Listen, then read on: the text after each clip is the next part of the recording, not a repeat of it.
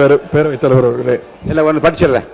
சிறப்பு கவன ஈர்ப்பு. தமிழ்நாட்டிலிருந்து நேபாளத்திற்கு சுற்றுலா சென்றவர்கள் வெள்ளத்தில் சிக்கியது குறித்து 55 கீழ் அறிவிப்புகளை கீழ்காண உறுப்பினர் கொடுத்துள்ளார்கள். திருவாளர்கள் ஏவா வேலு உறுப்பினர் கார்த்திகேயன், மாநில உறுப்பினர் சி.வே. கணேசன் அவர்கள், மாநில உறுப்பினர் தமிழ் அன்சாரி அவர்கள், மாநில உறுப்பினர் ஜவஹர்லா அவர்கள், மாநில உறுப்பினர் எடப்பாடி கே. பழனிசாமி அவர்கள், மாநில உறுப்பினர் அகிரி எஸ். கிருஷ்ணமூர்த்தி அவர்கள், மாநில உறுப்பினர் கே. சிவகுமார் அவர்கள், மாநில உறுப்பினர் ஆர். செல்லசுவாமி அவர்கள், மாநில உறுப்பினர் திருமதி லதா அவர்கள், மாநில உறுப்பினர் டி. ராமச்சந்திரன், மாநில உறுப்பினர் மாரிமுத்து அவர்கள்.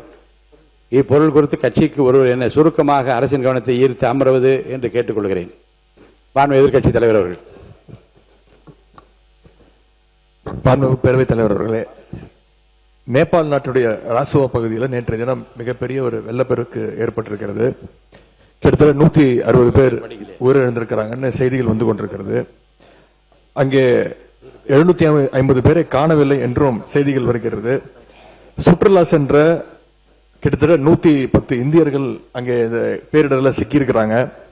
குறிப்பா தமிழ்நாட்டுடைய பல்வேறு மாவட்டங்களைச் சேர்ந்த 40க்கும் மேற்பட்ட தமிழ் மக்கள் சிக்கியிருப்பதாக செய்திகள் தொடர்ந்த வண்ணம் வருகின்றது.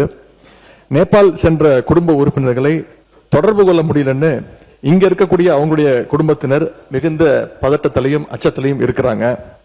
இந்த சம்பவத்துல எத்தனை தமிழர்கள் சிக்கியிருக்காங்க, அதுல எத்தனை பேர் நாம மீட்டெடுத்திருக்கிறோம்.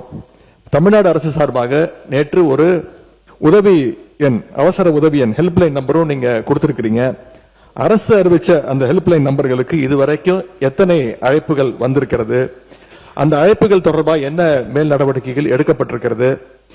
இந்த நிலைமையில தமிழர்களை பத்திரமா மீட்டுட்டு வர்றதுக்கு தமிழக அரசு சார்பாக ஒரு சிறப்பு அதிகாரியை, ஒரு ஸ்பெஷல் ஆபீசரை இந்த அரசு நியமிச்சிருக்கிறதா, அவங்க நேபாள் போறதற்கான திட்டங்கள் எதுவும் இருக்கிறதா, மேலும் இந்த பெருவெள்ளத்துல சென்னை நீதிமன்ற ஓய்வு பெற்ற நீதிபதி திரு சிவஞானம் அவர்கள் பாதிக்கப்பட்டிருக்கார் என்ற செய்திகள் வந்துகிட்டு இருக்கிறது. எங்களுடைய நாடாளுமன்ற உறுப்பினர் திரு தயாநிதி மாறன் அவர்கள் எங்களுடைய தலைவருடைய அறிவுறுத்தலின்படி உடனடியாக இந்த தகவலை விரிவான ஒரு கடிதம் மூலமாக ஒன்றிய வெளியுறவுத்துறை அமைச்சர் அவர்கிட்ட நேற்று மாலை கொண்டு போய் நேரில் கொடுத்திருக்கிறார்.